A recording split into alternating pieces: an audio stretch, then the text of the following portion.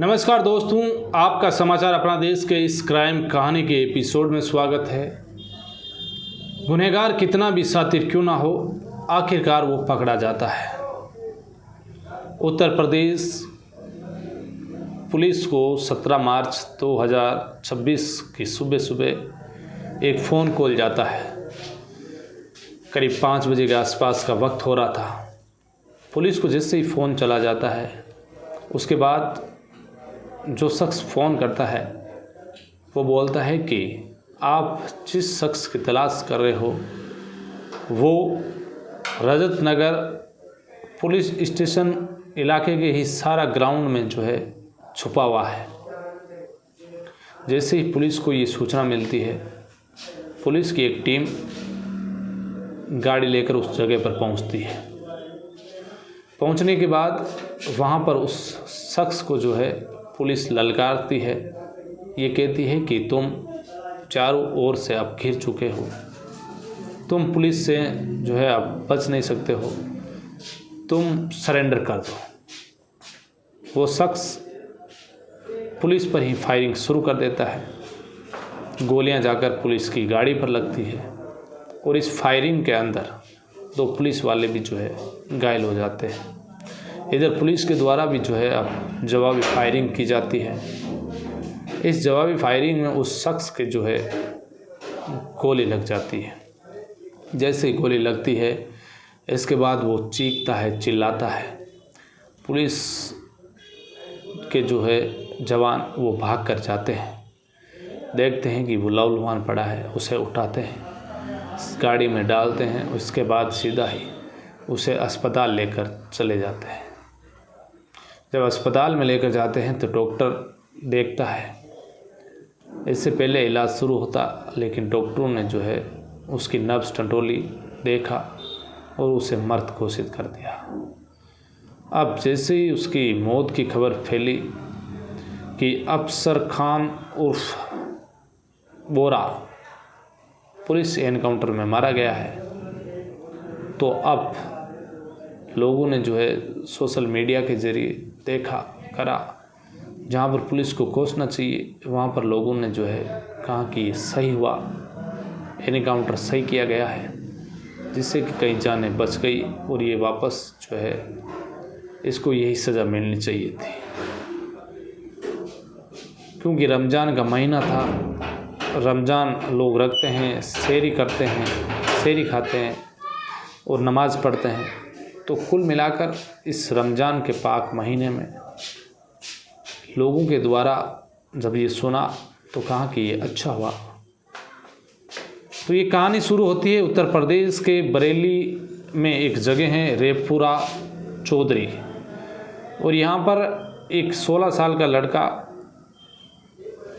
होता है। ये 16 साल का लड़का जो है अपने मामा के घर आया जाया करता था। अब धीरे धीरे जो है ये उम्र में बड़ा हो रहा है, अपने मामा के घर जाता है, वहाँ पर रुकता है। अचानक इसको अपनी मामी से प्रेम हो जाता है, दोनों का मिलना जुलना ज़्यादा बढ़ जाता है। ये अक्सर अपनी मामी के घर चला जाता, मामा जब बाहर होता तो उसके साथ शारीरिक संबंध बनाता।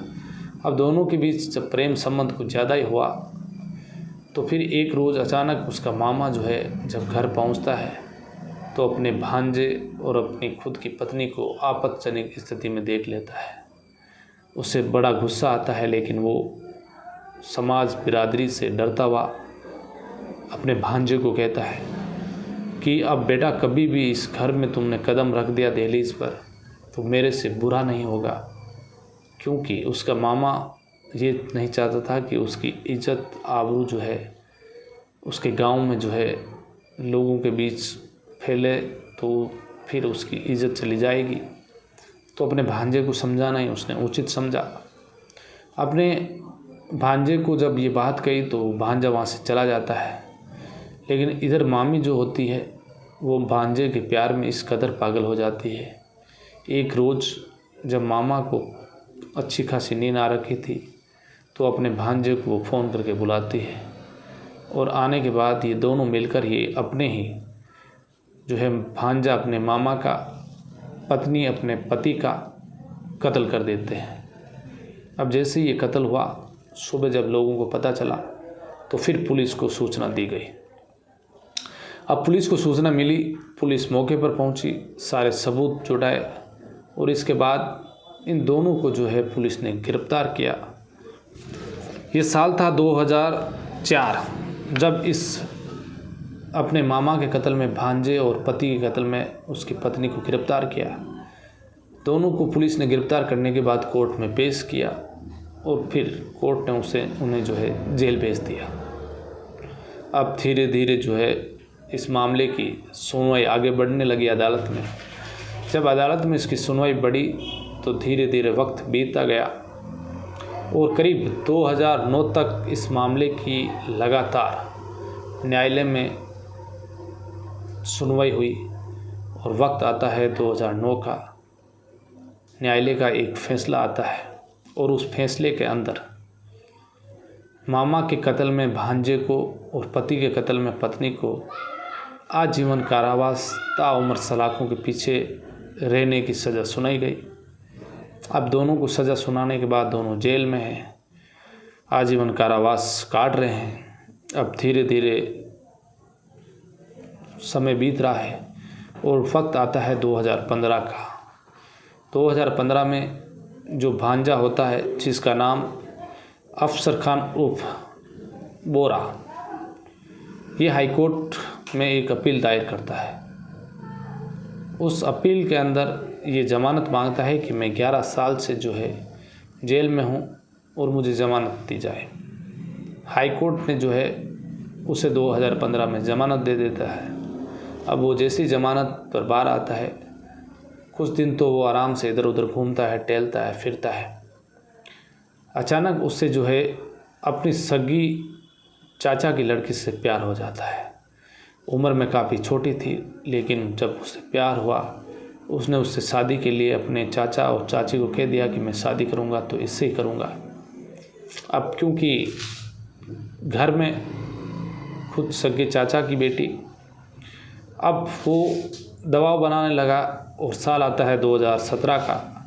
उसने कहा कि यदि लड़की से कि तुम मुझसे शादी नहीं करोगी तो मैं तुम्हें जो है तुम्हारे घर वालों को जान से मार दूंगा। अब लड़की जो है अब ज़्यादा कहती नहीं है उसे कुछ, उसके सामने जो है वो बोलती नहीं है। उसे पता है कि ये पहले भी एक मर्डर कर चुका है, तो वो उसके खिलाफ़ नहीं जाती है। कुल मिलाकर अपनी ही सगी चाचा की लड़की से, चचेरी बहन से, अफसर खान उर्फ बोरा 2017 में शादी कर लेता है। अब जैसे शादी करी, धीरे धीरे वक्त बीता और 2018 में जो है उसे एक बेटा पैदा होता है। 2018 के बाद और समय बीत रहा था। अब 2021 आता है और उसे एक बेटी पैदा हो जाती है। लेकिन अब 2021 तक आते आते वो जो है नशे का भी आदी हो रहा था, शराब भी पीता था, तो शराब के नशे में रहता और उसके साथ साथ जो है अपनी पत्नी से जो है वो मारपीट शुरू कर देता है। क्योंकि लोगों से वो झगड़ा करता, उन्हें मारता पीटता। अब धीरे धीरे जो है घर में भी जो है आर्थिक रूप से कमज़ोरी आने लगी, क्योंकि वो गाड़ी चलाता था, कभी टेम्पो चलाता, कभी ई रिक्शा चलाता, कभी एम्बुलेंस चलाता। उसका पैसा जो है ड्राइवरी का था, लेकिन ड्राइवरी में इतना पैसा नहीं था और पैसा जो भी मिलता उसे वो शराब में उड़ा देता। अब घर पर 2 बच्चे हैं। जो लड़की थी उसका नाम, जिसने इसने शादी की, उसकी चाचेरी बहन से, उसका नाम था साइमा। अब साइमा भी जो है परेशान रहती, वो भी अब पैसों का इंतज़ाम कहाँ से करे, दोनों बच्चों को पढ़ाना लिखाना, उसकी परवरिश करना। इधर जो अफसर खान था वो शराब के नशे में घर आता तो अपनी पत्नी के साथ फेरे में से मारपीट शुरू कर देता। और एक वक्त आता है जब 2022 में आते आते, क्योंकि चचेरी बहन ने जब उसने शादी का बोला तो इसने जो है उसका विरोध नहीं किया। अब विरोध नहीं किया तो एक तरह से वो लव मैरिज भी मान सकते हैं। यदि विरोध करती तो उस समय उसके घर वाले उसकी शादी नहीं करते। तो अब साइमा आखिरकार तंग आकर, परेशान होकर थाने पहुंचती है। थाने में जाने के बाद एक रिपोर्ट पुलिस को सौंपती है कि मेरा पति मेरे साथ आए दिन शराब पीकर मारपीट करता है। तो वो रिपोर्ट देकर आ जाती है, लेकिन पुलिस उस पर कुछ ज़्यादा खास कुछ करती नहीं है और पुलिस उसको जो है एक्शन में लेती नहीं है, उस पर ज़्यादा गौर करती नहीं है। तो इधर अफसर खान के जो है हौसले और बुलंद, पुलिस कुछ करती नहीं है तो वो और मारपीट करता है। और एक तारीख आती है 14 मार्च 2026 की। इस दिन दोपहर का वक्त हो रहा था। अफसर खान जो है अब अपनी पत्नी के साथ घर पर वो शराब पी कर आता है और आकर साइमा के साथ बेरहमी से मारपीट करता है। जब साइमा के साथ बेरहमी से मारपीट कर रहा था तो उसके चीखने चिल्लाने की आवाज़ आ रही थी, क्योंकि इसका घर और साइमा का घर, उसके माँ बाप का घर भी पास में था, क्योंकि उसके जो है वो ताऊ, ये चाचा चाची लगते थे इस अफसर खान के। साइमा के माता पिता घर भी पास पास में थे। तो उसकी आवाज़ सुनकर उसकी माँ भाग कर आती है, जिसका नाम आसमा आने के बाद वो कहती है कि ये क्या कर रहे हो तुम, बेटी के साथ रोज़ मारपीट कर रहे हो, छोड़ो। तो गुस्से में आकर अफसर खान जो होता है वो अपनी सास के भी जो है थप्पड़े जड़ देता है। जब सास को थप्पड़े मारता है तो फिर सास गुस्से में आती है और बेटी को जो है अपने घर लेकर चली जाती है, बच्चों को भी लेकर चली जाती है। अब जब उसकी शराब उतरी तो फिर 15 तारीख को वो जो है मार्च को पुलिस के पास साइमा और उसकी माँ आसमा दोनों पहुंचती है। अपने पति के खिलाफ रिपोर्ट देती है कि वो मारता पीटता है मुझे, आप कुछ एक्शन कीजिए। पहले भी मैंने जो है थाने में रिपोर्ट दी है, तो आपने कुछ भी कार्रवाई नहीं की रही। तो पुलिस आती है। आने के बाद जो साइमा के कुछ कपड़े थे घर से वो दिलाती है और वापस चली जाती है, ये कहकर कि पति पत्नी हो, दोनों के बीच झगड़ा हो गया तो कुछ दिन तुम अपने घर पर रह लो अपने माता पिता के साथ। जब वापस पति मान जाए तो दोनों जो है फैसला करना और साथ रह लेना। ठीक है, ये कहकर पुलिस निकल जाती है। इधर साइमा अपने घर पर है।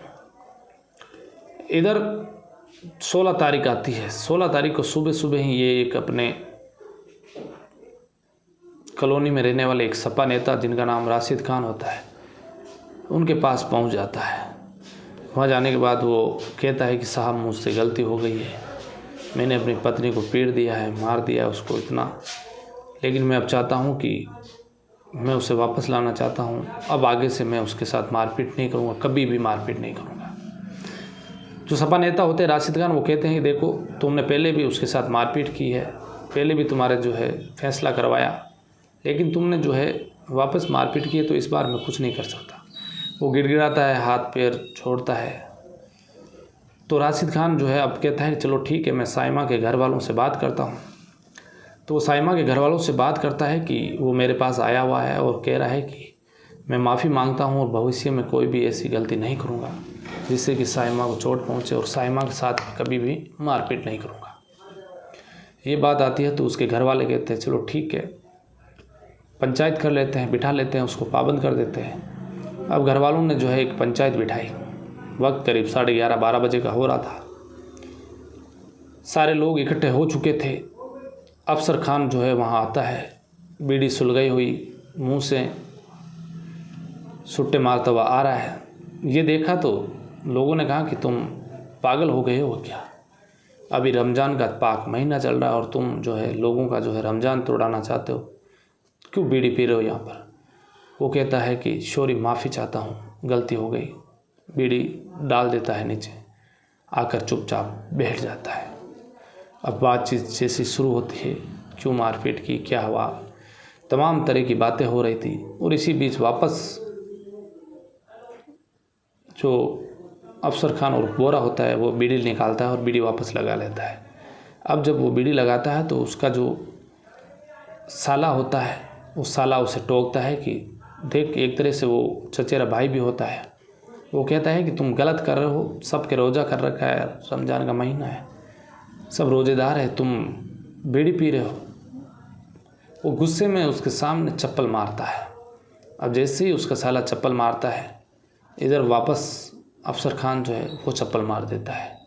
अब दोनों के बीच जैसे ही तू मैं होती है और इसी बीच उसकी माँ बचाव में आती है। तो पहले से ही उसके पास में पीछे छुरा छुपा रखा था, वो छुरा लेकर आया था। बोरा जो होता है वो निकालता है छुरा और उसके सास के पेट में जो है छुरा मारता है। उसको छुरे को इतने जोरदार निकालता है कि उसके आंतड़े जो है वो बाहर आ जाते हैं। खून की जो है चारों तरफ फुहारें छूट जाती है। वो नीचे गिरती है और वापस वो अपने साले पर ही जो है वार कर देता है। वैसा का वैसा ही उसके भी पेट में छुरा लगता है, उसके भी आंतें होती बाहर आ जाती है। और इसके बाद उसकी पत्नी साइमा पर भी वो हमला कर देता है। तीनों घायल होकर नीचे गिर जाते हैं, चिल्लाते हैं, चीखते हैं। अब उसको पकड़ने की कोई कोशिश नहीं कर रहा है क्योंकि उसके हाथ में छुरा है। अफसर खान उन्हें सब लोगों को धमकी देता है कि कोई मेरा पीछा किया तो फिर इनके जैसे हश्र होगा। अब हश्र होने का जब कहकर निकलता है तो कोई उसका पीछा नहीं करता है। और इसी बीच लोग जो है 112 पर फ़ोन करते हैं। पुलिस मौके पर पहुंचती है। उन तीनों घायलों को लेकर एक निजी अस्पताल में लेकर जाते हैं। पुलिस भी जो है उनके साथ जाती है। डॉक्टरों ने जो है उन्हें चेक करती है। उसमें से जो साइमा की माँ होती है आसमा, उसकी मौत हो चुकी थी। भाई उसकी भी मौत हो चुकी थी और साइमा जो है ज़िंदगी और मौत से जो है जंग लड़ रही है। इसके बाद जो अफसर खान होता है वो कहीं जाकर छुप जाता है और फिर 17 तारीख को जो है पुलिस को कोई सूचना देता है कि वो जो है सहारा ग्राउंड में छुपा हुआ है और फिर पुलिस एनकाउंटर करती है। अफसर खान इसमें मारा जाता है, लेकिन यहाँ पर पुलिस की भी कोई चूक नज़र आती है और कानून में जो है उसे हाई कोर्ट जाकर बेल लेकर भी वो जमानत से बाहर आ गया। उसने पहले भी अपने मामा का कत्ल किया। पुलिस में भी साइमा ने 2 बार जो है इसको लेकर मारपीट को लेकर FIR दी, लेकिन पुलिस भी चाहती तो उसकी ज़मानत रद्द करवा कर वापस उसे जेल भेज सकती थी, वो भी नहीं किया। और आखिरकार 3 लोगों का जो हत्यारा है वो भी पुलिस एनकाउंटर में मारा जाता है। साइमा ज़िंदगी और मौत से जंग लड़ रही है। इधर उसके 2 बच्चे हैं, अब उनकी भी परवरिश का जो है संकट है सामने। तो ये थी आज की कहानी। फिर किसी कहानी में आपसे मुलाकात होगी। तब तक के लिए आप अलर्ट रहिए, सावधान रहिए, क्राइम से बचिए, अपना ख्याल रखिएगा। जय हिंद, जय भारत।